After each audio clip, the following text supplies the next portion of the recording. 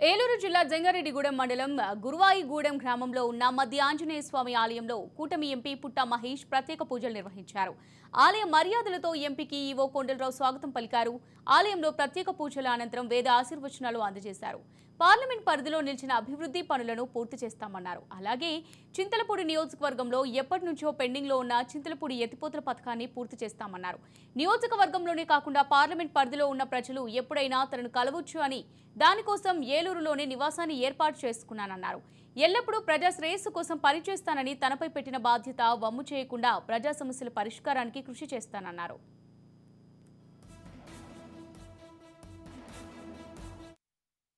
ఏలూరు ప్రజలందరూ నన్ను హై మెజారిటీతో గెలిపడం జరిగింది. మీరందరూ ఆశీర్వదిస్తే నేను ఇవాళ ఎంపీగా ఉంటున్నాను. నేను గెలవడం అంటే మీరందరూ గెలవడమే. మీకు ఎలాంటి పని ఉన్నా కూడా నేను అందుబాటులో ఉంటున్నాను.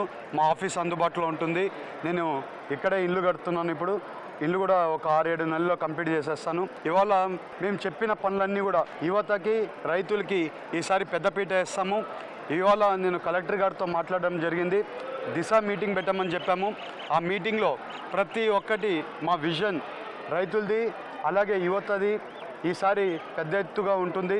వాళ్ళందరికీ కూడా ఉద్యోగాలు ఇచ్చే కార్యక్రమం, అలాగే రైతులకి గిట్టుబాటు ధర వచ్చే కార్యక్రమం చేస్తామని తెలుపుకున్నాను.